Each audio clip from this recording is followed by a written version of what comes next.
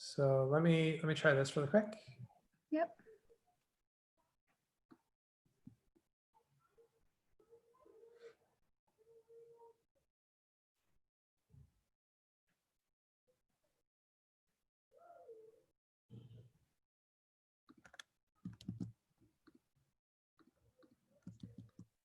So if they go to YouTube, they can watch it on YouTube Live.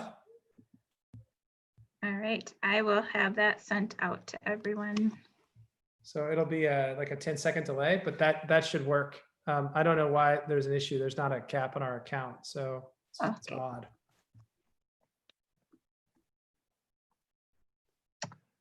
All right. And we'll let everyone know too that this is being recorded and we can send that out too, correct? Correct. All right. So it should be on YouTube Live now, and that stream should work just fine. So let's hopefully that works. If not, we will have the recording, and I'll make sure to send that out.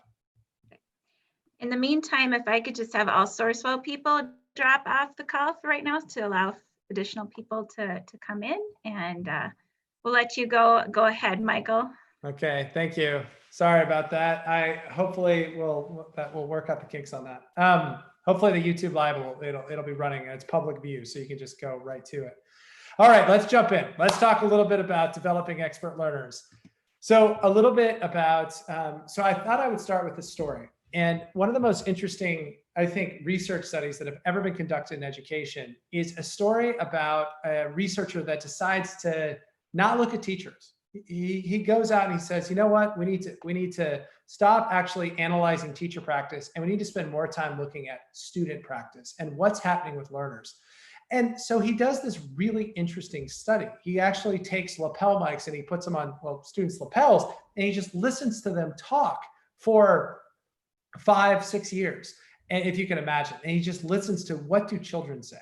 And there's some really interesting things that Graham Nuttall, the researcher, found out about children. Number one, about 80% of the classroom is hidden. We can't see it. So when we go into a classroom or into a Zoom room, and the things that we see, we're only getting about 20% of what people think. So we can't see, there's really 3 worlds in the classroom, and we can only see one of them. So the first world is actually the self, like, what am I thinking at this point in time? And we can't actually, as teachers, interpret that. Number 2 is we can't see what students are actually talking, what they're saying to one another, unless we're in close proximity to them. So when students whisper, we can't actually detect what they're saying. The only thing we can actually see is that classroom world. So that's the world when we're actually having conversations with students. That's the only part that we can actually detect. But what's interesting is that not only can we not see 80% of the classroom, but he also found that 80% of the feedback the kids give and receive are from their friends. And 80% of that feedback is wrong. So you've got this challenge where you can't see the classroom. Most of the things children are talking to each other about are wrong because they're novices, and they take most of the information from their friends. And so Graham Nuttall wrote this up in a book called The Hidden Lives of Learners, and he talks about how so important this is. And he shares a story about this one teacher. She's doing everything right. I mean, if there was like an awesomeness rubric of like everything that a teacher is doing awesome, tick, tick, tick, she's doing everything right. Like, if we had the rubric where it's like differentiation, whatever that is, like, check, she did it. Like, everything is going right. And yet what we find from the results is that things don't turn out so well. So here's what happens. She is trying to teach students that the Sahara and Antarctica are both arid regions, which is very counterintuitive to students, especially Antarctica, because they think ice, it's cold, it's got to rain, but it doesn't.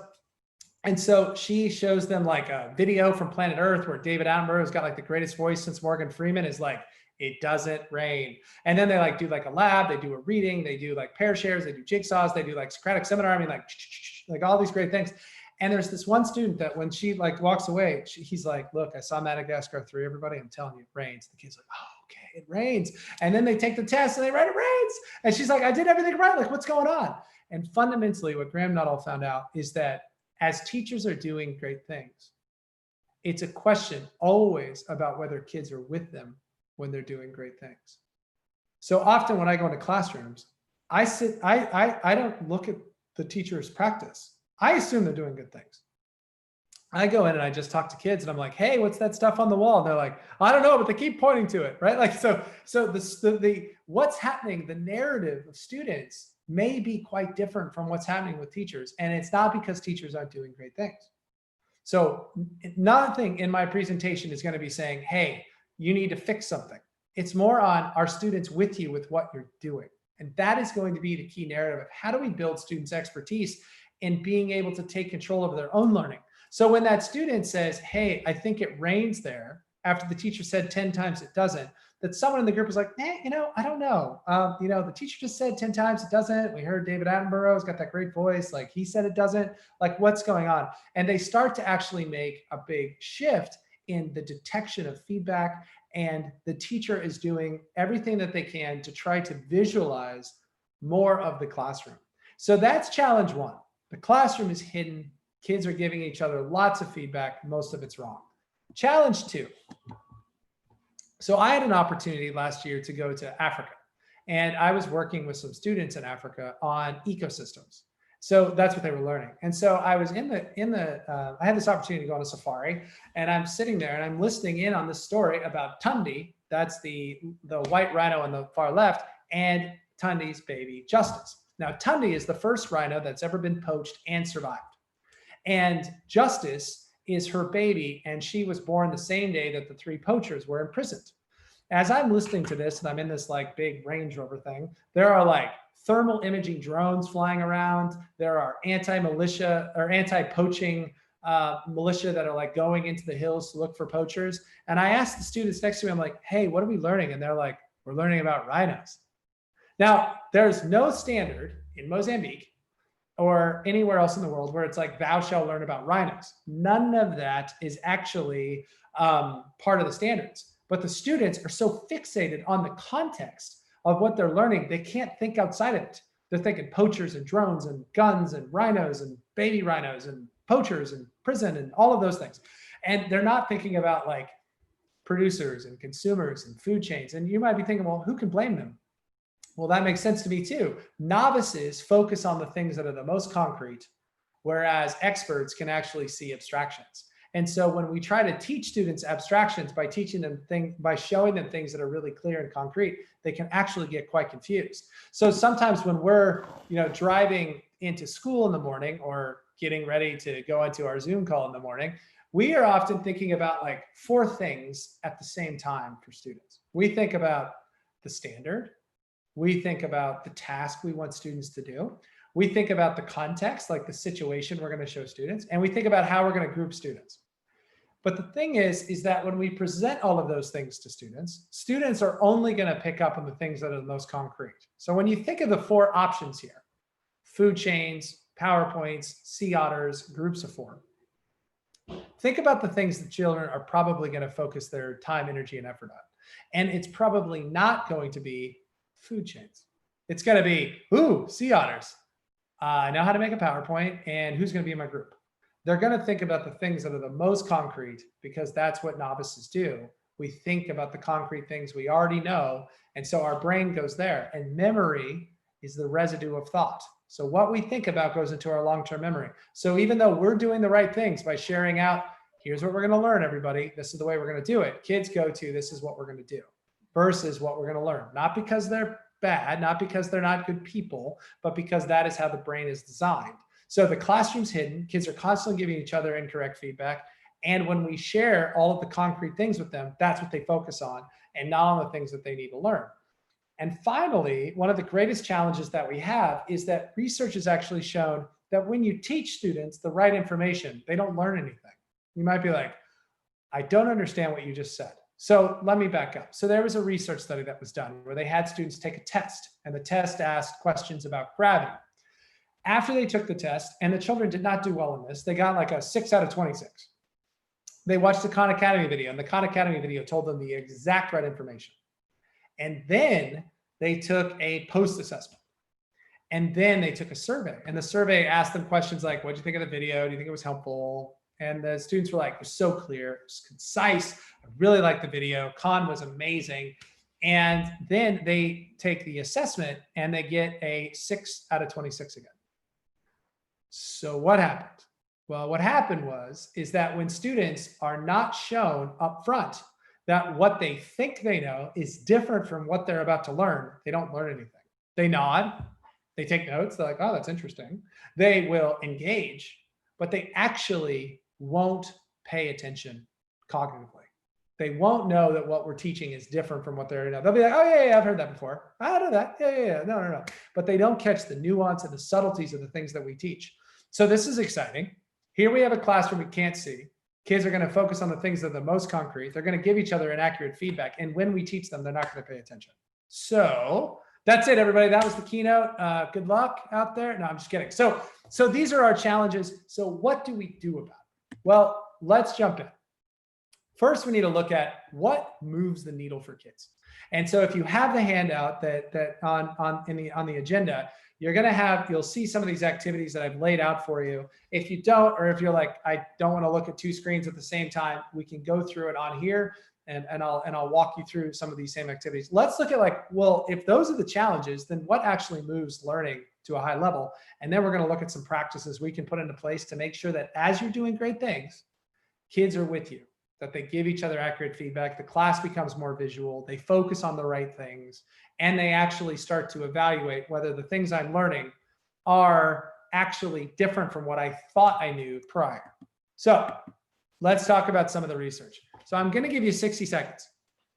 And all I want you to do is I want you to look at these particular influences on student achievement. I want you to rank them. Now, you don't have to rank all 14 of them because we don't have a lot of time. But what I want you to do is I want you to rank, what do you think are the top 3 or 4? Like the things that you're like, this moves the needle for student achievement. If they do these things, they really learn at high levels. So I'm just going to give you like 60 seconds. I'll be quiet, which is hard for me, but I'm going to try to do it for like 60 seconds. Rank the top 3 or 4, and then we'll come back and look at those and then talk about what the research says. So I will stop there, take a look, analyze it, and we'll come back.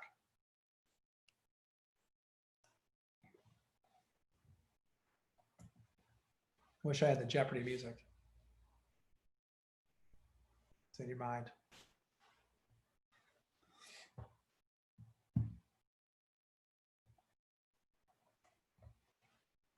Okay. I think that was 60 seconds. So let's see what the research says. So the top things are student assessment capabilities, seeking help from peers, classroom discussion, scaffolding, teacher clarity, feedback. These are the things that have the highest effects on student learning. So let's figure out where did that come from? Why is that the case? And what can we do to leverage those things if we agree with this? So let's talk about the research study. So I just talked a little while ago about the hidden classroom. And that came from a book called The Hidden Lives of Learners. Now, there was a particular researcher that was influenced by Graham Nuttall's work. His name was Professor John Hattie. And that is actually why his research is called Visible Learning, based on that work from Graham Nuttall, The Hidden Lives of Learners. And what he wanted to figure out is, does everything in education work? Because it seems like it does. You go onto Twitter and it's like, this works, tick, tick, tick, tick, tick. Everything seems to work. And it's like, is that really true? Does everything work? So he went to investigate that. And he went, and when he did this, he said, I'm going to look at everything. And so he looked at over 250 million students, over 80,000 studies, over 1,400 meta-analyses. That's a study of studies that studied studies. So you can think of this is like Marzano and steroids. It's like looking at everything and trying to say what works in education around student achievement. And so what he found when he asked the question of, well, does everything work? The answer is yes. Well, almost everything works. Like 99% of everything works. There's a few things that don't work. Netflix doesn't work. Like TV doesn't seem to work for kids. Summer vacation, not helpful. Summer vacation with television doesn't seem to work. And moving students around, like mobility, doesn't seem to have a high effect, or doesn't seem to have a negative effect. But other than that, everything else has some kind of positive effect. So it's really not a question of what works. It's a question of what works best and why do those things work so well.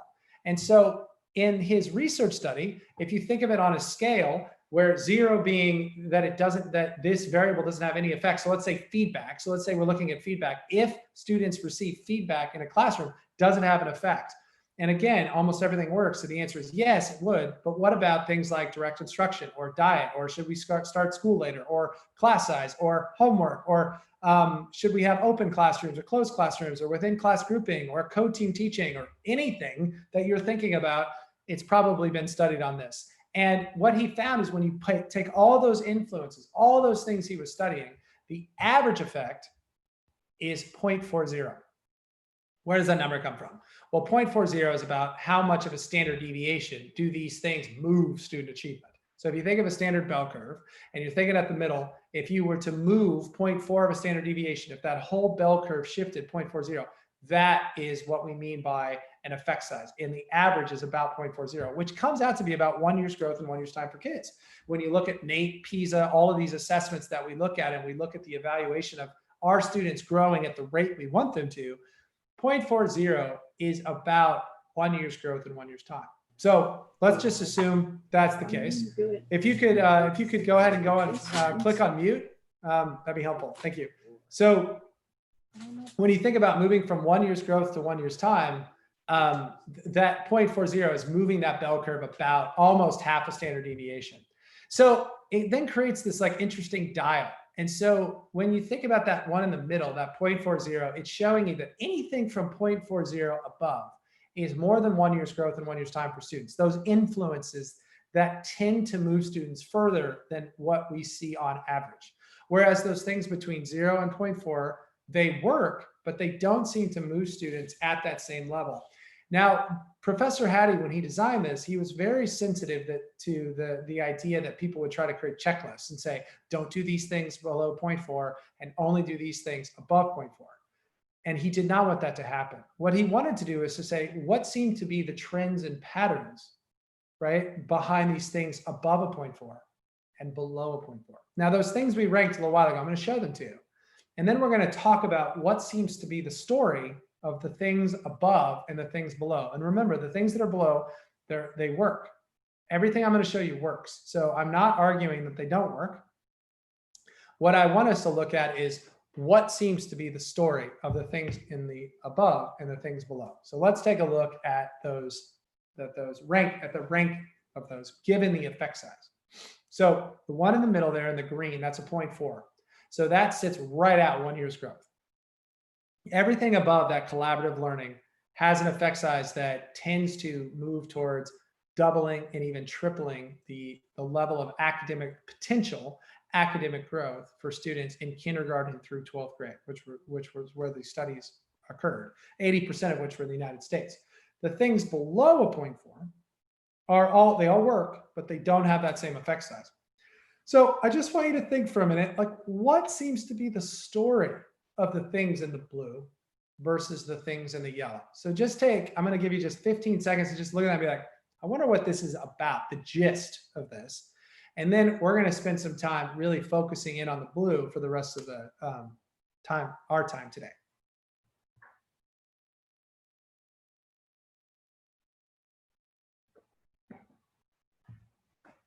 I know, it's exciting. Talking about effect sizes. I get excited too. So what's the story? So here's the story. The things in the blue really come down to 3 questions that children should constantly be asking themselves. Do I know where I'm going in my learning? Do I know where I am in my learning? And do I know what next steps I need to take?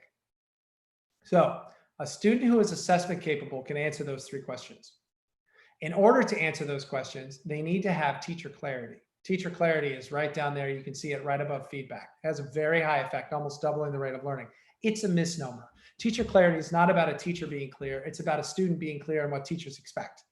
So there have been many times where I've been clear, the kid, and I'm like, are you clear? And they're like, yeah, totally. And then later on, I'm like, what are we learning? They're like, I don't know. And that's really normal for children. I mean, there's many times when they're with you and then it's like squirrel. Or as I was sharing with the last group, I've had students that have been late to my class and I'm like, where were you? And they were like, I don't know. I don't think they were lying. So there's a really good chance that students really struggle with levels of clarity. It's really hard to actually do. But when students are clear on my expectations, they have a better chance of knowing where they're going in their learning and a better chance of identifying where they are in self-assessment. Seeking help from peers, you might be thinking, well, that sounds like a disaster, Michael, based on the study earlier. But if children can give each other the right information, the right feedback, it's highly effective. And that helps students answer the question of what's next. So all of these things around classroom discussion and scaffolding and supporting students are associated with, I know where I'm going in my learning, I know where I am, and I know what's next. And I know that might seem easy for children, but it's really quite hard. The amount of times I go into a classroom, like, where are you going in your learning? And they say, I need to do 27 problems. Where are you now? I've done 10. What's next? We'll do the math. Versus, where are you going in your learning? I'm learning quadratic equations. Where are you now? I'm learning the formula. What's next? I need to practice a few of these problems to really be able to understand how that formula works. That's knowing where I'm going in my learning versus knowing what I'm doing. The things in the bottom are really, the story is twofold. One is structures. How do I separate and sort kids? And the other is, how do I facilitate and let kids figure things out on their own? And we can see from those low effect sizes, those don't work out so well by themselves.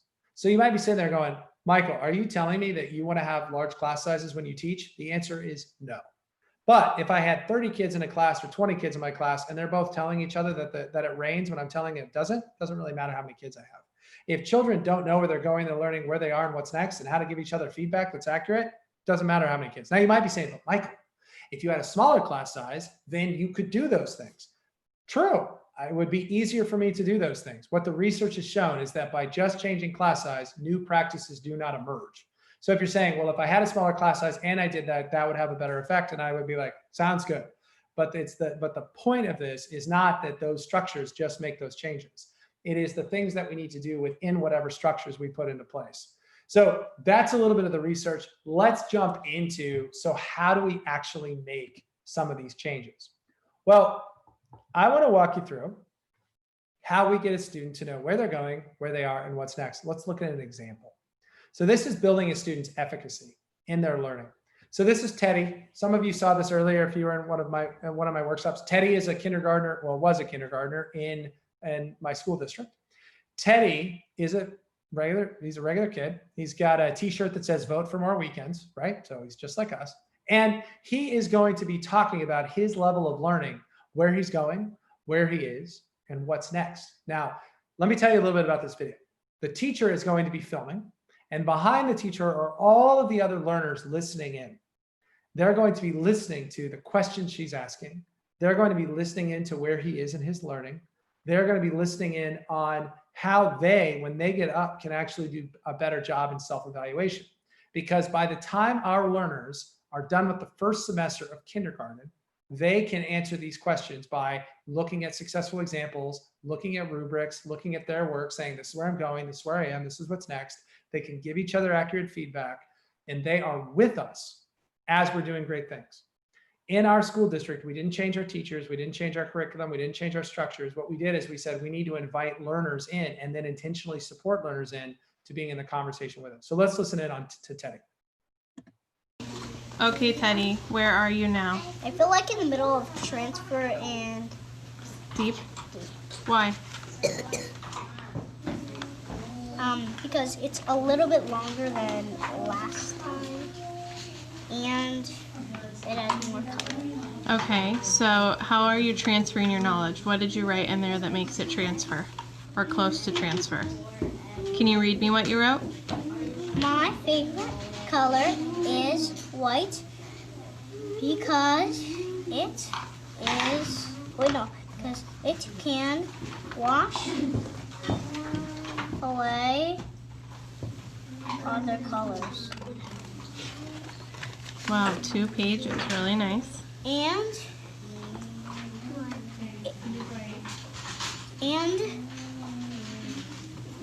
because it is the color of milk.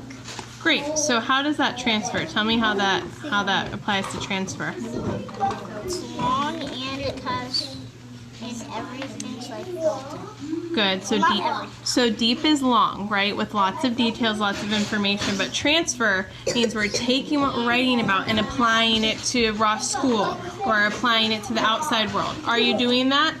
Kind of, not really. That's okay, we'll get there, right? So I think right now we're deep, we're almost at transfer, you have the idea. So when it says, what is my goal? Let's talk about first, are you in the learning zone? And what's your goal? My goal is to get to transfer.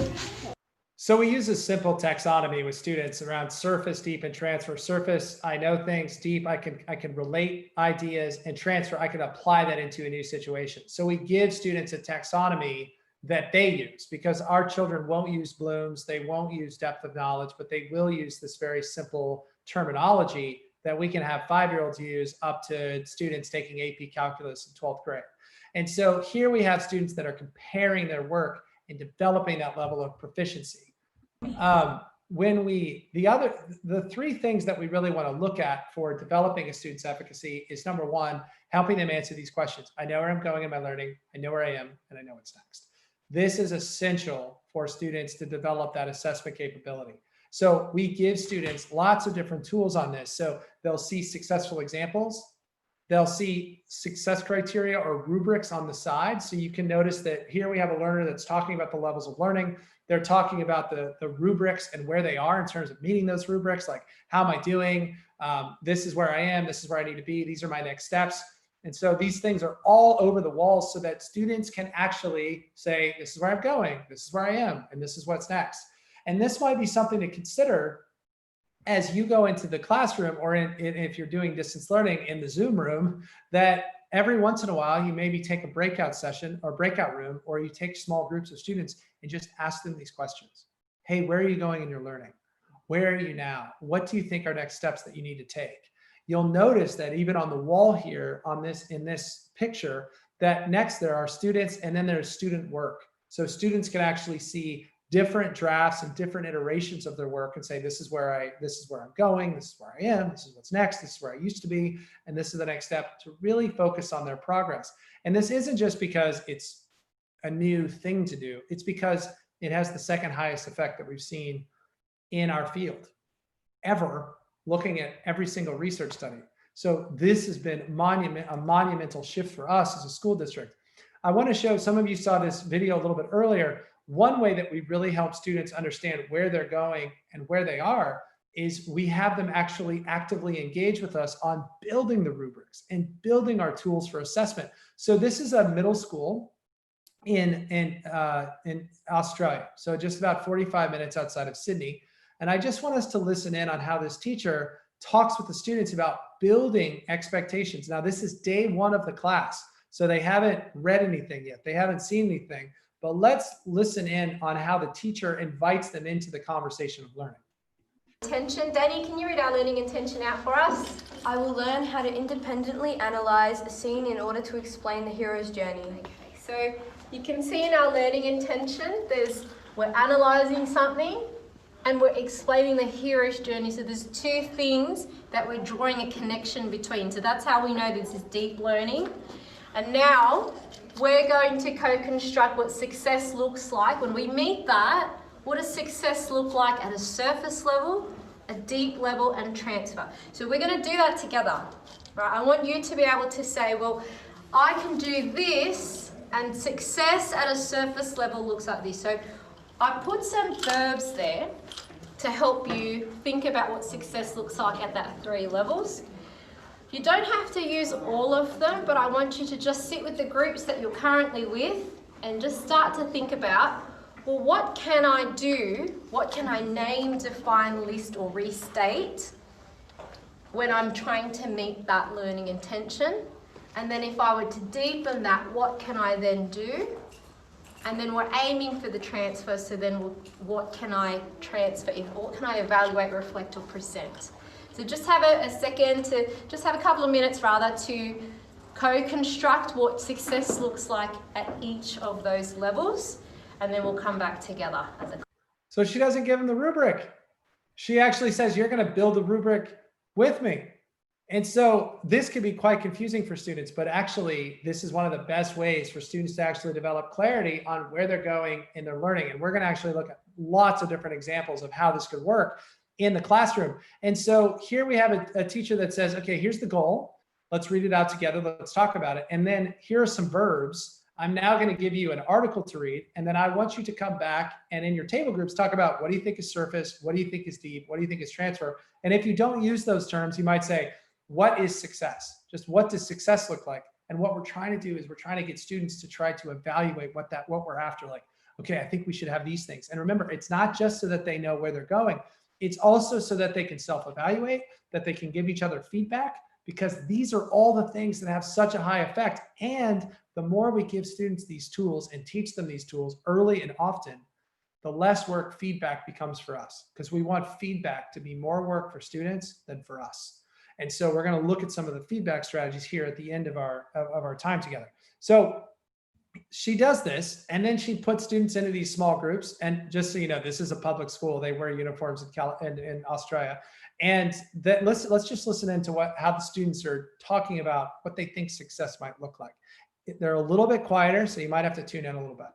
Did you do the surface for IQ9? So since surface is just the basic type of knowledge, I said I can name different stages of the hero's journey. Oh yeah, I just said the characters because that's simple, you know, you're just naming the different characters in the movie. And you're not really elaborating on it either, it's just It's the all basic knowledge. It's basically all surface work there. Yeah. Yeah, and then you can see that just gets deeper. I did for I can define the parts of the hero's journey because that's like the list, like what's happening in the movie. So that's a big part of helping students. And we're going to dive into those types of activities here in a little bit. But that idea of being oriented, or like what our elementary teachers call learning GPS.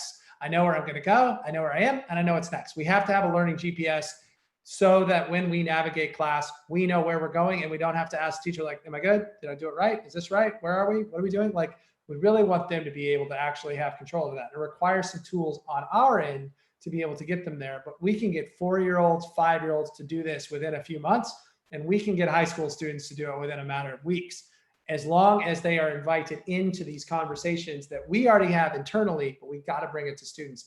The second idea, besides just being like, I know where I'm going, where I am, what's next, is to be active in our learning. Like, what does a successful learner do? What do you do when you get bored? What do you do when you get stuck? How do you move across different levels of complexity, regardless of whether you use surface, steep, and transfer? Like, what do students do with that? And so we use a lot of tools with students to talk about what learning looks like and what it means. So we often use, so if you remember, Teddy was talking about, are you in the learning zone?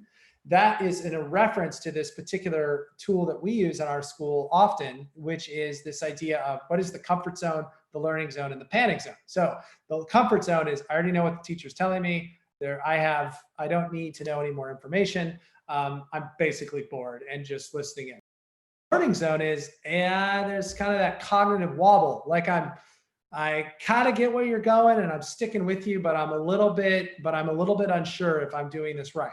And the panic zone is, I have no idea what you're talking about, and I have totally shut my brain off. And so you can imagine, like, we actually have in our kindergarten class, we have like little cups, a red cup, a yellow cup, and a green cup. And students, when the teacher's working with them, they'll actually put the cup up in front of them on whether they're red, yellow, or green. Like, I'm in the learning zone, I'm in the panic zone, I'm in the comfort zone. So it symbolizes, you might be like, there's no way I'm using cups, Michael. They will throw them everywhere. Don't use cups. So there's one, like, you could take a little piece of paper, laminate it. One side's green, one side's red. Green, like, I'm with you. Red, I'm not with you. You know, I remember once there was a high school class and I look in the back as the teacher's teaching and 2 students just have 2 reds, like, looks like air traffic control, just like, right? It's like, okay, we got to stop. Like, that. We got to take a look at this. So symbols, ways of being able to recognize where students are in terms of their learning, and for students to recognize where they are in their learning, is really, really important.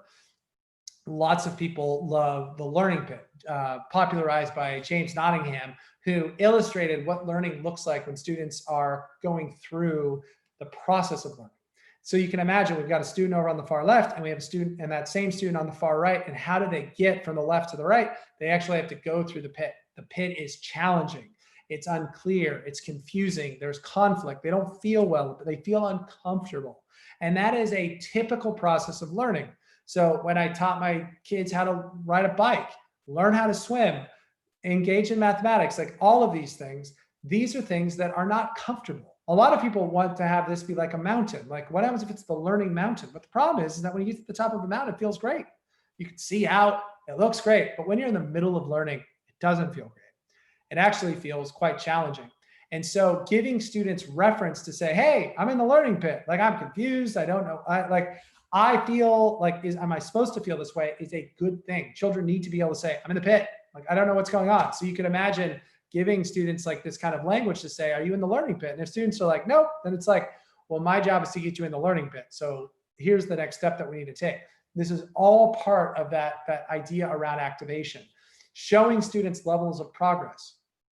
So showing students like what different papers look like and saying, are you at this level? Are you at this level? Are you at this level? Are you at this level? Is really helpful for students to say, okay, well, I'm here, but I need to get here, and saying, okay, so knowing that you need to get to that next level, what do you need to do to prepare yourself to take that on? What's next? What do you need to do?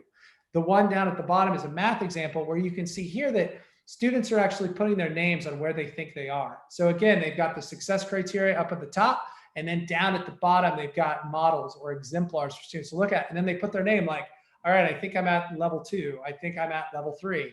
So that then the teacher can have a conversation with the student to see if they're at the same level in terms of accuracy. Here's another example that students can look at examples from 1 to 4, and then they can actually see, okay, have I met these levels, and what do I need to do to get to that next level in terms of progress over time? So a lot of this is around activation. Here's another one where you can see the learning intention and the success criteria in mathematics. You can see that students have actually put their name on, this is where I think I am relative to the level of learning, so that then we can have a conversation with students like Edgar at the surface level to say, Edgar, what do you think is the next step you need to take to get to that deeper level of learning? How do you go from finding the parameter of playing figures to comparing and contrasting measurement? What are the next steps you need to take? And so the learner should be able to say, well, this is what I need to do to move to that next level. I'm in the learning bit. I'm in the learning zone. This is what I need to do to get there. That level of thinking about how to be active and then taking action is very powerful for developing students' efficacy, because often if they don't have this stuff, they're going to wait for us. Do I need to do anything else? Did I get it done? Is this all I need to do? Can I now go and be with my friends? Can I, what tray do I put this in? They do that not because they're not good people. They do that because those are the tools that they have. Whereas this really starts to shift that conversation a bit. Again, another example, showing them rubrics, students putting down like what their interpretation of what success looks like and where they are in terms of their success. Here's again, another one where students are putting their names on where they are in terms of their learning. We can see that students are talking about, okay, what do these different levels look like and how do I start to get there? Because again, it's like, where am I going? Where am I? What's next? Is a really big, powerful part. Here's another one. Again, we look at what success looks like across the different levels. Surface, I have definitions. Deep, I can start to relate ideas. Transfer, I can apply. And again, if you don't use those terms, if you might say it's a 1, 2, 3, or below standard, at standard, above standard, then showing them like, this is the stuff to be successful below standard. They need to see that. Like, because it's usually not like, here's an A and here's an F. It is usually helping students see the distinguishing features between a B- and a C+. What's the difference? And having students actually see that gives them a better chance to see how they're getting better over time. So taking examples and showing those to students is really powerful, and it has a really high effect size on student learning. This, I think, is a really powerful strategy we do with kindergartners. The kindergartners obviously didn't write this, but we worked with them to do this. So we would give them goals. So we would say something like, I can choose my how to writing topic. I can draw pictures and numbers on a graphic organizer. And what we do is we ask students, are you in the comfort zone? Are you in the learning zone? Are you in the panic zone? And so we will actually have the students color that in. So you can see that this learner, Ian, has 3 areas where he is in the learning zone and 2 areas where he's in the comfort zone. And so then we'll ask him to actually walk us through some of his questions. So like, where are you now? Where are you going? Where, what do you think, how do you get there? What do you think are your next steps? And then we would either write those in for them or they would write those down. But it's getting students into those prompts to really help them become active. Like, I got to take a next step. Here's the next thing I need to do to get better in terms of my learning. The next, and then we'll take a little minute to just reflect on this, see if there are some questions in the chat room, is how do we collaborate? So, okay, I know that I need to know where I'm going, where I am, what's next. I need to be active in what's next. What do I do to engage with others to make sure feedback's accurate, to challenge misconceptions, my own and others? How do I help others move in terms of that learning? And these are great questions to ask students, by the way. Like the questions that I've put up here are questions I ask kids all the time when I go into observations, including Zoom, like going into Zoom, where I might just take 4 students and just ask them a question like, walk me through, how do you know when your friend tells you like, hey, you got to fix it? How do you know it's right? And they're like, well, McDowell, it's my friend. Of course it's right. And I'm like, okay, well, there's probably needs to be more besides just like, they're your best friend. Like, what else? And usually they really struggle with that. So again, we come back to the idea like, do students go back collectively to using exemplars, using rubrics, talking about each other's measurements, about this is where I think I am, this is where I think I need to go. If we're seeing those types of conversations, then they're there. If we're not seeing that, if kids are just like, well, this is how you finish it, or copy my paper, or you just need to submit it, or I think it's fine, then they're missing the use of tools that should be considered collectively. So again, here's just a conversation with a teacher and a student saying, where are you? How do you know you're there? What are your next steps? Who's helping you in this? Who's giving you feedback? Talk us through that. And often students will be very clear with us on what they're doing. They're fine being like, hey, you want to know the hidden lives of learners? Happy to share it with you. Here's what's going on.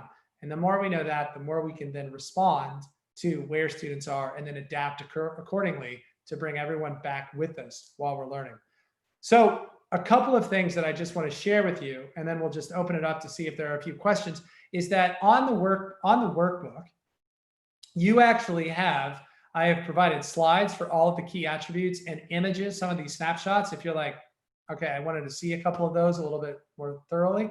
I have videos of what efficacy looks like at each of these levels that you can pull off of the workbook. There's a QR code as well as a link. There are images, so again, other pictures that you might want, and then there are tools of how to assess this in your own classroom.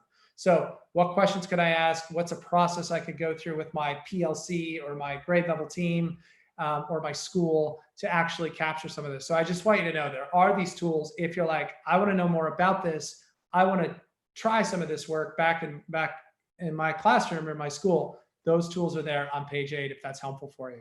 So Cassidy, I'll just stop for just a second, just see like any questions coming up.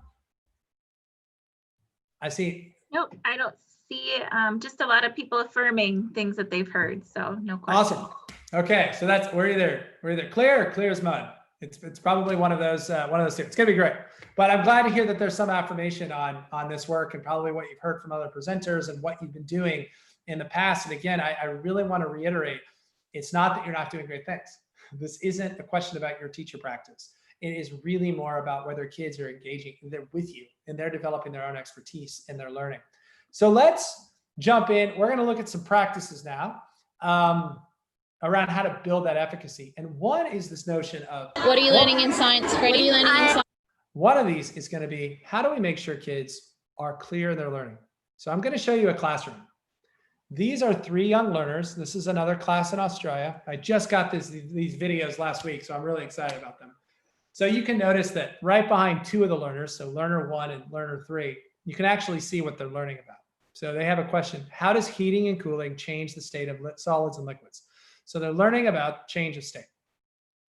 Now, these are 3 kids in the same classroom, and their teacher is going to ask 3 students, what are you learning? And I just want us to listen in to what they're saying and see if we can detect the similarities and differences between the students' responses. So here is student 1. What are you learning in science, Freddie? I'm learning how to see how to make slime. And how do you know if you're successful? If it's if I touch it and it's all sticky and I can still get it off. Good. Thank you. What are you learning in science, Matthew? In science, we're learning about solids and liquids, and we just made slime. And with the solids and liquids, and we're also learning about gas and how they all form with each other. And I think we are successful because we have tried different experiments and we have worked out and we tried an experiment by ourselves. Thank you. And learner 3. What are you learning in science, Henry? We are learning about solids, liquids, and how heat changes the state of them. Good. And how do you know if you're successful? We we done our knows and need to knows, and once we figure out something, we swap the need to know with the knows sign. Good. Is there anything else that you can do to know if you're successful?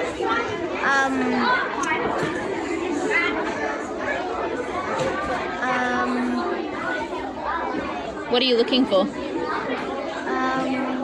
success criteria. What's the success criteria? The last one that we done is I can choose ingredients for my slime. That's what we done last.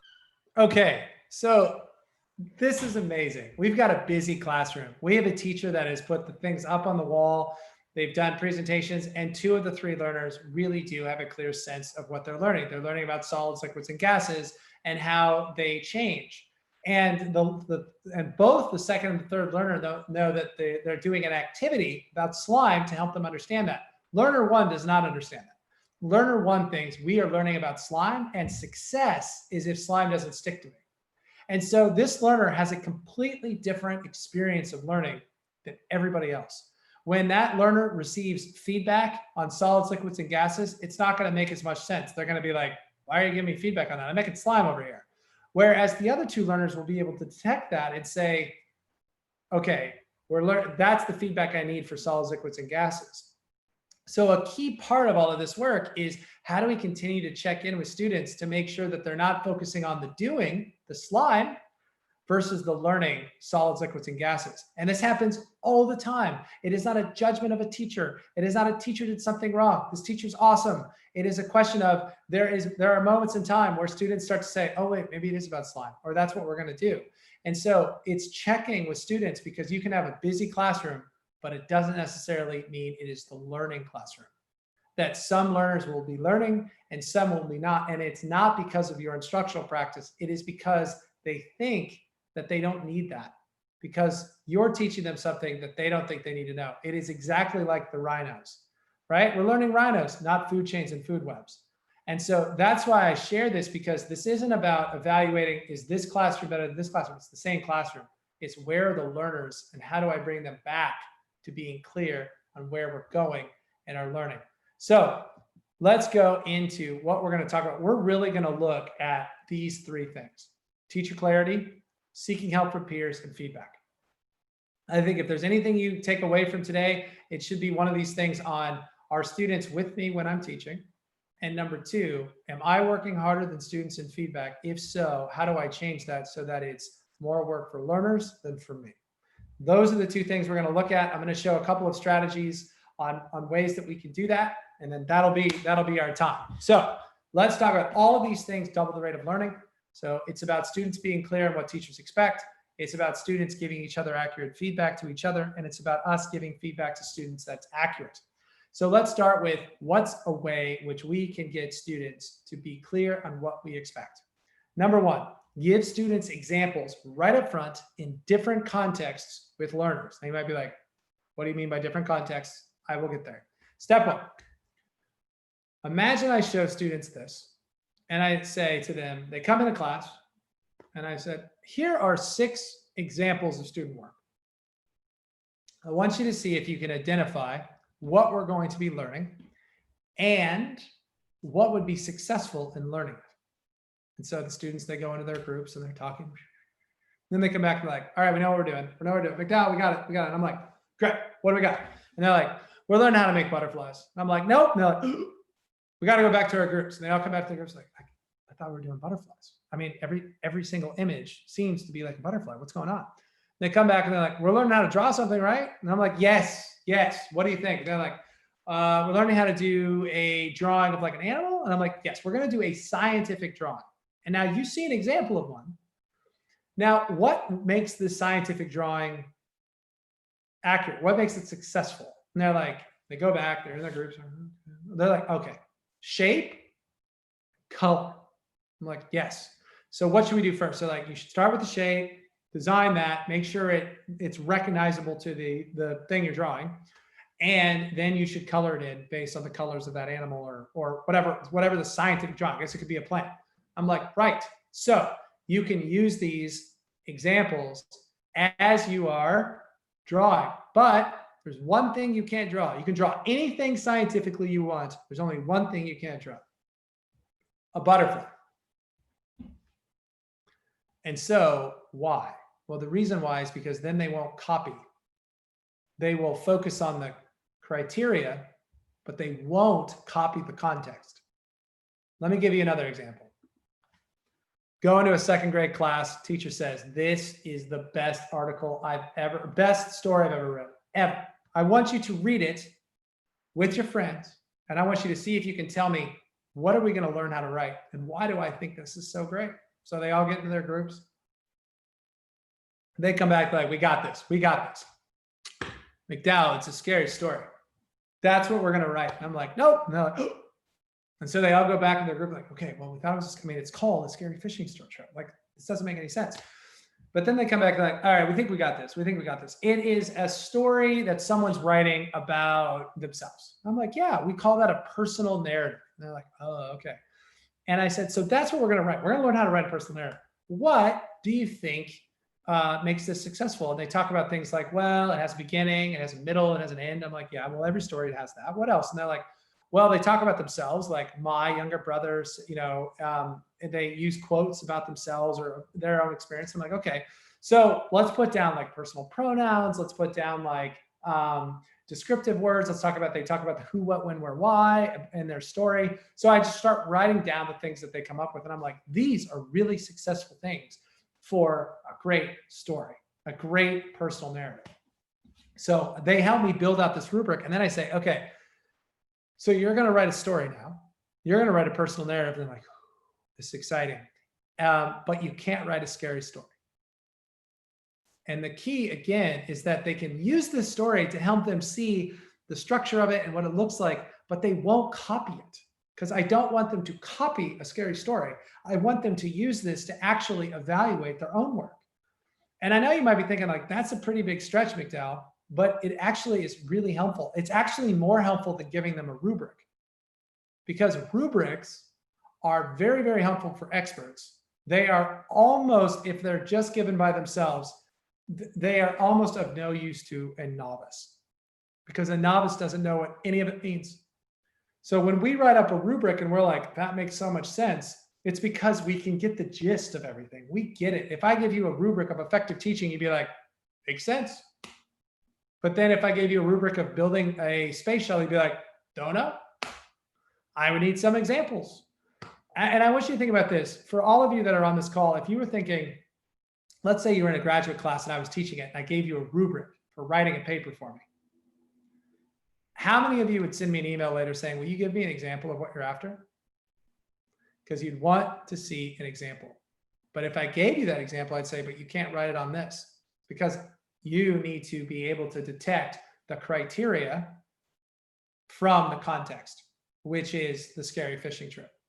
So that's the idea. So the next thing that I might do from this is I might say, okay, now that you've looked at the scary fishing trip, I'm going to give you some examples from work examples from last year. And I want you to tell me, which one of these do you think meets all of the success criteria we just created? Which one do you think meets some of them? And which do you think doesn't meet any of them? And so they do that, they talk about it, and they're like, I think it's this one, and I think it's this one, or I think it's this one. And then I might say to the students, okay, if you think going to Las Vegas meets all the success criteria, you go to this side of the room. If you think it doesn't meet them, you go to this side of the room. And so they go and they're like sitting in the room, they're like, I think it has this, and I think it has this. And sometimes like students will walk to the other room, like group, like I was totally guessing, I don't know, but I listen to them, they don't know what they're talking about, and they move. And then I might say, okay, I'm going to pick 2 students from each group. We're going to do a family feud, right? Come on down. They all come down to the dock camera and I show them going to Las Vegas. And I'm like, personal pronouns, show it. And then one student will try to identify it and say, this is what it has. The other student will argue for it. And we will go through, and all the while students are starting to detect what's successful and what isn't, what it looks like. Now, this is what I'm doing right up front. This is like day 1 of our unit. And I'm supporting students in knowing where we're going, what success looks like, and what's next. I'm teaching them as we're doing this. I'm detecting how, what they're missing, what they're looking at, so that when I teach, I can say, remember when you missed this part, let's talk through that. This can be really successful for students. Step 2 is when we give them those exemplars, it's really important that they're actively involved in creating rubrics or our assessment tools with us. The more we actually have them help us build it, the better chance they're going to use it, give each other accurate feedback, and be with you when you're teaching. So I want to show a couple of examples of how we can do that. Well, first, we want to make sure that any rubric or any tool you build, you really want to make it as simple as possible. So try to take all the tasks out of your rubrics, activities out of your rubrics. Like I wouldn't put PowerPoint, I wouldn't put groups of 4, I wouldn't put any context. So like if you want them to write a piece of persuasive writing, like don't put whether or not we should have school organic lunches or school uniforms. Like don't put any of that in the rubric, because as soon as you do that, that's what they're going to think about. They're like, oh, we're going to do school uniforms. Like keep that stuff out of it. You might have them do that, but at the end of the day, that's not what you're assessing. You're assessing whether or not they can create opinions for and against, form an opinion, and create a rationale for an opinion. So rubrics should look much kind of thinner, like there's just not as much stuff in them. And that's actually a good thing. So if you were to use like the surface, deep, and transfer, you can see kind of how we've constructed it. So it's like surface would be, I can identify opinions for, I can identify opinions against, I can relate opinions, and I can transfer opinions. And so that enables students to kind of start to look at, here's where I am, here's where I need to go, here are my next steps. We have these verbs I've provided for you on page 12, if that's helpful. But we use these often to help us build or calibrate our rubrics. But I will say this, your rubrics, I wouldn't worry about whether they're perfect. It's actually not about how good your rubrics are. It's about whether kids know them. So a C+ rubric or C+ success criteria that kids know is better than A+ success criteria that kids don't know. So I wouldn't look at this and be like, how do I make my rubric right? I'd be spending more of my time on how do I make sure students understand my rubric or my success criteria or whatever I'm giving them. So I'll give you a couple other examples. Here's a fifth grade math. This is the reason why kids did not take my high school chemistry class, because they didn't know how to multiply fractions. You'll notice that it's, again, there's not much in it. Define what multiplication is, learn how to do it, justify your answers, and also apply it into a real world situation. That's really all we need to do for students in terms of that learning. So an example would be, 7/8 times 1/3 equals 7/24. That'd be the surface level work. They would do several of these problems for me. They know the surface level work. But then if I was like, so what part of the whole is 7/8 of 1/3? That's usually when students are like, my Zoom doesn't work, McDowell. I can't see you. My camera doesn't work. I got to go. And so they like walk out. But really the answer, it's the same response, but they would actually have to justify and say, well, if you have a number line 0 to 1, if I'm creating 8 equal hash marks between 1 to 1/3, so I can show 7/8, but I got to figure out the whole, I'm going to create 8 equal hash marks between 1/3 and 2/3, and 2/3 and 3, which gives me 24 hash marks, which means it sits at 7/24. That's the answer. And that's justification of that. That goes from the surface to the deep. So they're looking at some of these examples. And then eventually you might be like, they can't do this, but they totally can do this. It's the same math, but it's in a word problem. And that is how we would build some of our rubrics. Now you might be like, I don't like the surface, deep, and transfer. I want to keep it as a very simple rubric. Perfect. Don't. The key to this is to try to keep all of the stuff like tasks and context out. If you like, let's say that you have an example of learning a standard that says students need to know about timelines. Please do not put in your rubric Abraham Lincoln. Because as soon as they do that, they're gonna be like, we're looking at the top hat, Abe Lincoln, Missouri. They're not gonna be thinking about timelines. So you can talk about the timeline of Abraham Lincoln, but do that outside of the rubric, or else they're gonna get fixated on honest data. Okay, how do we help students engage with us in success criteria? So in building rubrics and building what the expectations look like. Here's a couple ways to do it. I'm going to show you, I think, 5 or 6 different ways. In the workbook, you have some things that you can like fill out some ideas of your own of how you would do it. But I want to show you a few of these, and then we'll see if there are some questions, and then we'll jump into feedback, and then that'll be it. And then you can rest. I know it's a lot, but it's great. Sun's about to set, but we'll be fine. From the ground up, approach number 1. Here we go. Let's say that the students are going to come into my classroom and I want them to learn how to, engage in an effective presentation. It's a skill I'd like students to learn. So they come in and I say, you are going to give an effective presentation. They're like, And that's exactly how my students, that's what they sound like in 10th grade. There's no apathy. They come in just ready to learn. I'm just kidding. So many of them are like, okay. And I'm like, it's going to be great. Here's what we're going to do. We're going to give an effective presentation. So here's what I want you to do first. Talk to your friend. And the first thing I want you to do is I want you to brainstorm. What do you think what do you think? And someone who does an effective presentation, what do they do? So the students are all like, they're sitting there, they're coming up with ideas. They're like, okay, well, they're dressed for success. They don't use verbal fillers like, let's see, I just did it. They scan the audience. They have a story. I don't know. They come up with all these things. And then I come back, I'm like, share those out. And they say them, and I'm like writing them up on the board, or I'm typing them in, or they typed them into a Google Doc and I sort all of them. And I'm like, okay, we've got a really great list of success criteria for giving an effective presentation. Step 2, then I give them a few, right? So I might say, here are some that I really care about that I didn't hear from the team. So I'm going to share with you something about pacing, which I do not do a very good job of. I am very fast, and then I'll like stop for a second, and then I'll go really fast again. I don't breathe very well. Like that's probably something that an effective presenter would do a much better job of. And so I would share that, like you need to have a good pace, and your volume intonation needs to be, you need to be focusing on that as well. So we write those up. Students are kind of like, okay, whatever. I don't really know what McDowell said, but he's going to teach us later. And I'm like, yeah, I'm going to teach you later. So then I'm like, all right, let's review some really great examples of people giving an effective presentation and see if there's anything else we need to add to our criteria. Now, we're not going to judge these people. We're not going to say they're good or they're bad or they missed this or they missed that. What we're going to do is we're going to say, that's something I should have picked up on. That's something we should put into our success criteria. And so I'll show them. I'm just going to show you just a couple seconds of each one. So I show them this clip.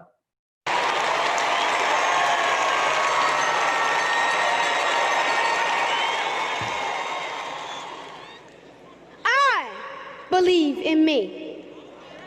Do you believe in me? Do you believe that I can stand up here fearless and talk to over 20,000 of you? And then I show them this one.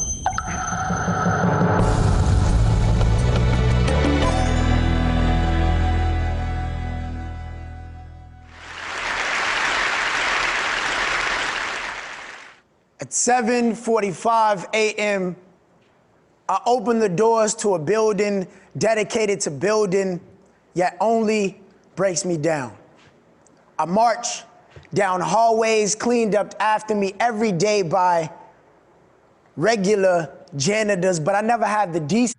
And so they listen to these two different formats. I show them students, or students that would probably be somewhere around their age level. And I would say, what did they do well that we need to make sure we put into our success criteria? So the students are talking with each other, they're talking to me, and we're evaluating this work. And this is going to be really important because the more I can get a collective understanding of mastery, the more that they know where they're going to go, and the more that they know how to give each other feedback to get to mastery. The more I just say, here's mastery, here's a rubric, this is what I expect, now I'm going to teach to you, the more that they're going to rely on my interpretation all of the time, and less on their belief that they actually know enough of the interpretation to start to own their own learning and give each other feedback and to develop their own expertise over time. So we do this. Now, we then organize it into levels of complexity. So I actually have them put it into surface, deep, and transfer. So they build the rubric at levels of success. If you don't want to use those levels, that's certainly fine. But that's a way that you can do it. You give them some of the verbs. You're like, all right, here are the verbs. So link some of those things that you would put in. And then I say, okay, we've built a rubric, everybody. Well done, class. And they're like, yay, not really. They're like, okay. And then I say, okay, we're going to now evaluate someone's performance. We're going to watch a video, and we're going to try to calibrate as a class where they are in their learning and what next steps we would give them. And I'm doing this again so that they know where they're going, where they are, and how to give each other feedback. So let's take a listen.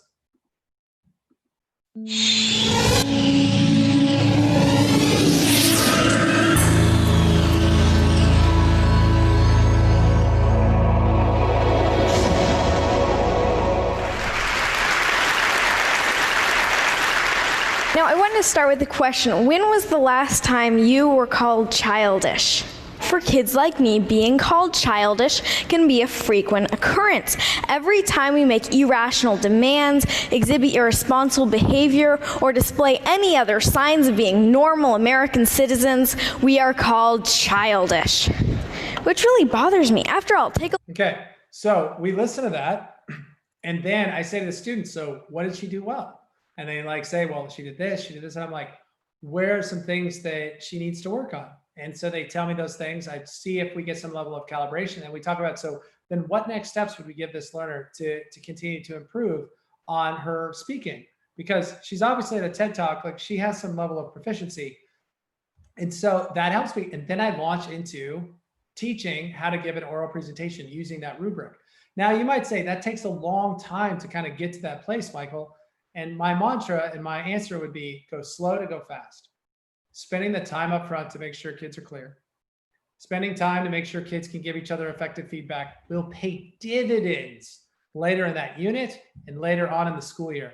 By the time we get to January or February of the school year, we are clicking because kids know how to go through these processes. They know how to give each other feedback. And we're actually picking up the pace that we were probably a bit behind in the fall to make sure that these processes are in place. And if you do this as a school over years, it just goes by so much faster.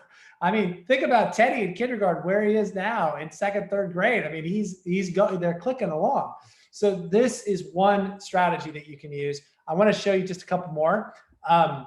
This one is called, yep. So this one,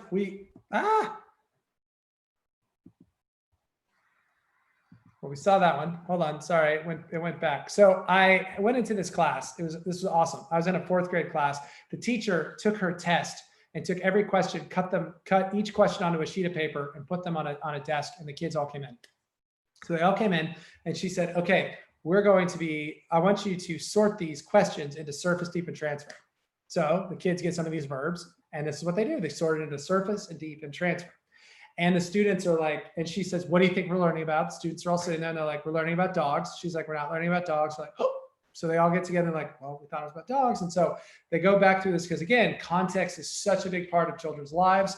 And she's like, and they're like, okay, we're learning about the inside and the outside of an animal. She's like, that's right. We're learning about the internal and external structures of an organism. So what do you think will be successful? And they kind of go through this. They're like, identify the inside, identify the outside, describe the functions of the internal organ and system and external, compare and contrast these things. And then she's like, what do you notice? And like, there are no transfer questions. She's like, do you think you could generate some? And they were like, yes, my dog died because it licked antifreeze. I want to know what happened because it's an odorless substance to humans, but not to dogs. What happens if a dog is like in Alaska and then it moves to Arizona? They were really into dogs this day, right? And she's jotting these things down. She's like, these are really interesting questions about like what happens to an organism when something goes awry with the internal external structure. She's like, you're going to have a question like that on your assessment. And this will be a very similar test that you're going to take at the end of the unit, but no, there will be no questions about dogs. But it helps students see what they're actually going to learn because they were actively engaged. So you could use a test as a way of doing it.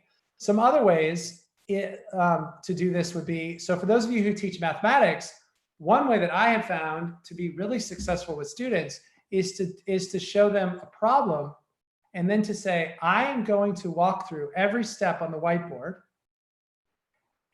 but I'm not going to tell you what steps I'm taking. I'm just going to do it silently. So a silent protocol. So I walk through step by step by step, but I don't tell them the next step is I do this, and then I do this, and then I do this. I just do the math. And I ask the students to write down on their paper what steps I've taken. So imagine you give them these two problems. If we were teaching students about linear equations and algebra, and I said, here are two problems. These are the solutions to those problems. I want you to figure out what steps I have taken and why. Now they might say, well, you did step one, and then you did step two. I'm like, no. What did I do in step one? What did I do in step two that made this successful, the success criteria? It's amazing dialogue to watch what students do when you give them these particular types of things. So that's another thing that you can do in mathematics. Let me give you another example. And this is the one I showed in Teaching for Transfer a little bit earlier. give them multiple situations, multiple problems, and say to them, all I want you to do is try to identify what is similar and different between these problems so that we can build out what success would look like. So this would be a first grade example. So I show them these pictures, and then I show them a couple of the videos. Here's an example. It's very short.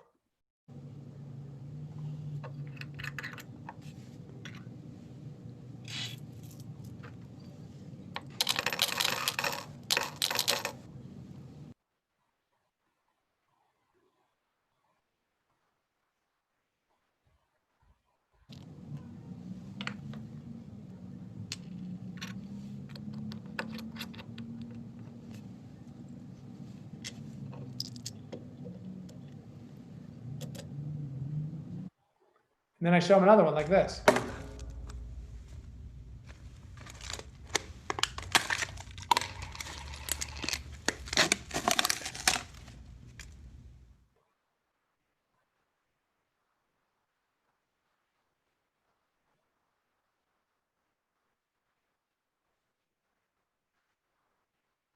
So then I ask students, when you look at these two problems, what do you think we are learning about? And inevitably they're saying, we're learning something about counting. And I'm like, yes, that's what we're learning. What do you think success would look like in order to do that? Like, what do you think the steps might be? This is before I teach them how to count. And inevitably they come up with some ideas, not all of them. And that's good. That's a good pre-assessment for us. So these are all different ways that you can do it. You can give them examples up front and try to walk them through what does success look like. You can give them assessments and have them break that down. You can show them successful examples and have them come up with the rubric.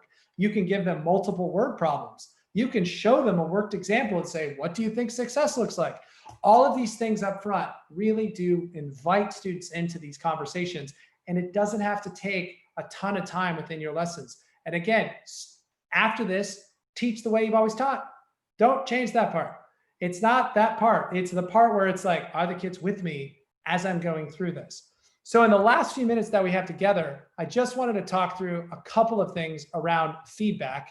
And then I'm going to show a quick film, and then I'll pass it back over to Cassie. So feedback. How do we make feedback mutual? Well, there's a couple things that we can do. One is, again, constantly working with students on accuracy and expectations of learning. So this is a kindergarten class. This is a dual language. This is a 100% Spanish speaking class. Half of the students in this class do not speak Spanish. This is in the middle of their kindergarten year. And I'm in the classroom, and what the teacher is doing is showing an exemplar and having students say, is it a 1, is it a 2, is it a 3, is it a 4, looking at the success criteria. And the students, you can see some students say it's a 2, some are saying it's a 3, and then she's going to have those students pair with each other and say, why do you think it's a 2? Why do you think it's a 3? This is 10 minutes before recess. She does it right before recess almost every day to just make sure that students develop that accuracy. So they've got the rubric, they've got, or the success criteria, they've got examples, and then they've got levels of learning. So students can say, I think I'm here, I think I'm here, I think I'm here. Or if someone else is there, this is where they are, and this is how I can give them feedback. These things over time really develop students' learning. You can hear here how a middle school student is talking about how using exemplars are successful, is helpful for her learning. So the work samples that we have pretty much tell us where we should be in our learning. So if we're at a surface, the work sample can help us put detail into our work, and we can see where we're heading to. So if we're at surface and then the samples are at transfer, we can see the difference between the work sample and our work, and then we can try and work towards that work sample to get an A. So the work samples are like exemplars? Yeah, pretty much. They just help us understand how good our work should be, and that work sample is an A grade, and if we want to get that A, then we need to not copy off that work sample, but pretty much get our work up to that standard. So let me ask you something. When you said not copy off of it, so when you see a work sample, how do you then use that as an example, but not have it deter from your own creativity? You can see the language techniques that you use. so how big the words are and the different words they use, and then you can apply that into your work, but reword it a little bit differently, and that can just, it's still using your word references, but just like it's helping you get the proper words, the proper big words that you can use. Thank you, Claudia. And so a couple of other examples that I think are really helpful is to do something like this with feedback. So this is an example of my daughter's work. My daughter goes into class. She has to do a quick write. This was in 2nd grade. Zoo or farm? Which one's better? My daughter writes, I would love to go to a farm because it has horses. And you can go horseback riding. And like it says in the text, it's so fun being on a farm. In my opinion, you should go to a farm. But then the teacher says, move your work to the person next to you. And then the teacher reveals a new success criteria. She's like, we're going to work on descriptive language today. And so she does a 15-minute lesson. And then she says, now you have work right in front of you. I want you to give it feedback. Like, what do they need to do to add this work in? So everyone's going to get feedback, everybody. And so my daughter gets some feedback. She gets it again. She does another 15 minutes before the end of her reading or writing block. And here's what she writes. In the same lesson, imagine a beautiful horse galloping gracefully in its stall. We're going to have to work on the stall part. Well, if you go to a farm, you can do just that. You can even ride a horse. In my opinion, a farm is a fun place because there are lots of different horses that you can ride. Riding is fun because you can feel the wind in your hair. You can walk, trot, canter, and gallop. And the article says you can do fun things like leading a horse too. And so it goes on and on. But here's the key. After that, the teacher asks Harper to come up to the front of the room and to bring her work. And so Harper only brings her second piece. And the teacher says, no. Bring both pieces. So the teacher brings both pieces and she puts them on the doc camera, and the teacher says, where were you in your first piece? Where are you in the second? What feedback did you get? And why was that feedback important for your learning? So in our district, often when students bring work home, they have to show their parents 2 drafts, an earlier draft and a later draft, and how that has improved their work. This is important for all students, so that even your highest achieving learners, if they have 2 drafts that show the same learning, they're not learning much. And they need to talk to their parents about, this is the feedback that I received and why. So these are the types of practices that can be really, really helpful for students. So I'll just end with this video and then see if there are any questions and wrap up. That the idea behind developing student expertise comes down to this notion of students being able to know where they're going, where they are, and what's next. And that the feedback, when we do these things, that what we're doing is giving children the tools that they need so that they can then give each other accurate feedback, and they actually do more of the heavy lifting than we do around feedback and around clarity. So they're less dependent on us for where they need to go. So I'll end with this kindergartner. I think this is a great video of a teacher working with a kindergartner for him to assess where he is, to look at worked examples, and then to start thinking about what's my next step. So here is a kindergarten learner. Jean, can you read me your writing from today, please? Yeah. First, Puffling feels sad because he doesn't want to leave the barrow. Then he feels happy to make new friends. Wow. You've written so much today. How many sentences did you write today, Sebastian? You did write 2 sentences. So I'm going to tick this box here because you wrote 2 sentences. I'm going to give it 2 big ticks. Let's check what else you've done. Did you start with a capital letter? Yeah. Yeah, you've got a capital F and a capital T for your second sentence. We've used finger spaces and full stops at the end of both of your sentences. Did you use any joining words today? Yeah. What joining word did you use? To. To is a joining word. Because. Well done. And. Yep, so you used to and because. And. Did you use and? Yeah. Wait. First, Puzzling feels sad because he doesn't want to leave the burrow. Then he feels happy to make new friends. So you didn't use and, that's okay. So some of these words were on the board, like first Puffling and then he feels. So you've used the teacher's words. I can see you've tried to sound out the sounds in new words, which is amazing. So you've written some words by yourself. I can see you're using your sight words like the and to. You read me your writing. And he is a sight word as well. Good boy. And to is also a sight word. You've used words from around. Did you use the word wall today? Any words from around the classroom? Yes, friends. Oh, friends you used from the word wall. Wow, that's fantastic. So I'm going to write friends here from the word wall. Okay. We've described how he's feeling today, which is fantastic. And yesterday we were using different adjectives to describe what he looked like as well. Yeah. Okay, that's fantastic. So I want you now to think, have a look at your writing and see, where are you on the writing wall? Have a look and see, where are you? What can you do in your writing? Where do you think you are on the wall?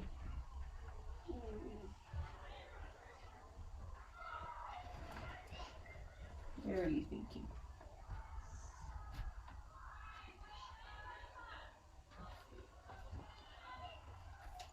Do you think you're here? Okay, let's have a check. So this person, they've written 2 sentences. You wrote 2 sentences. This person, I can see they've got lots of ticks up here because they've listened to sounds in words. They've used a joining word and. You used a joining word because, didn't you? And they've used words from around the classroom. They use the word wall. So that's why it says here, I can use words in the classroom to write, just like you use the word friends. I can write new sounds in words, and you wrote leave and don't and want and make by yourself by listening to the sounds.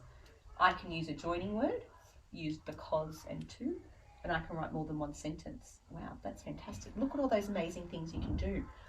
I wonder what we're going to do next in our writing. That's what we're going to look at next, okay?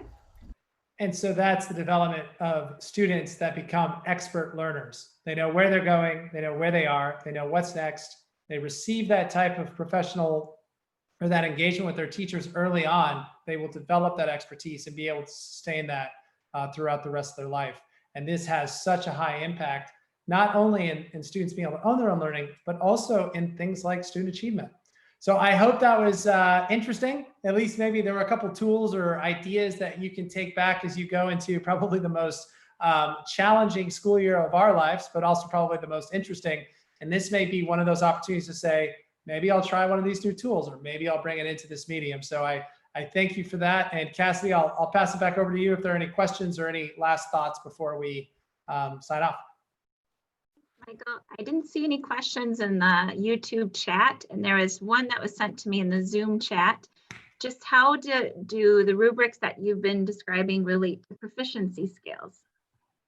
Yeah, that's great. I mean, so if you use proficiency scales, the way that I would look at it is that there's probably two ways of thinking about it. So I've seen often where a 4.0, if you think about it from Marzano's standpoint, a 4.0 would be that transfer.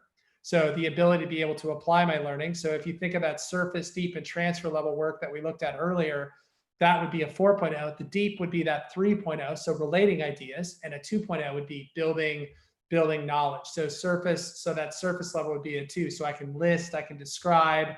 3 would be I can relate, I can compare and contrast, and transfer would be I can apply that learning. So that's probably the most popular way if you think of Marzano's work. Another way to view it would be that the 4.0 would actually be that a student can actually do all 3 of them. And so you don't privilege one over the other. So you think of surface, you think of a 2.0 really being, I know one of the levels, a 3.0 meaning I know 2, so I know like surface and deep, and a 4.0 actually being I know surface, deep, and transfer. Because I think it's really important. You can have someone that actually has transfer level understanding, like they can actually solve a problem, but they actually don't know why that works, like why the solution actually works the way that it works. So often in mathematics, students can solve a word problem or solve a procedural problem, but if you ask them why, they have no idea. And so that's why we want to be careful of privileging one over the other. So there's probably 2 ways to take a look at it. Thank you. I appreciate Got that. Well, thanks so much for your thoughtful message today. Let's give him a virtual round of applause. Thanks, everybody. And thank you for just adjusting on the fly for our little technical glitch. And thank you to all the participants for being nimble and adjusting as well. We just thank you all of you educators so much. And you are the heroes in the story that we're writing this year, even if you don't feel like one right now. You'll start this year like no other, making a difference in students' lives. It will be hard and we'll all make mistakes, but we can choose to allow this story to shape us into even stronger educators. So just a final couple of quick announcements. Please take a moment to complete the evaluation that will be sent to you. Since this is our first virtual event of this size, your input is even more valuable. CEUs will also be sent to your email. And if you'd like to process the content from these sessions a little bit more deeply, we encourage you to sign up for the follow-up session scheduled for next week. Best wishes on the school year. You are making history. Thanks, everyone. Bye, everybody.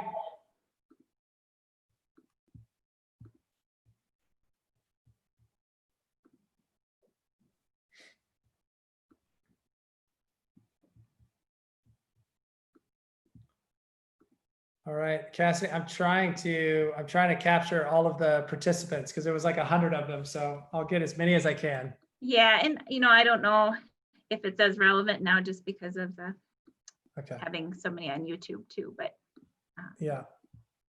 I'm glad we were able to find a solution though. Yeah, that was quick thinking. Well, I don't know why the 100. Anyways, I'll have to look at that. But thanks, Cassidy. That was fun. Yeah, that was great. We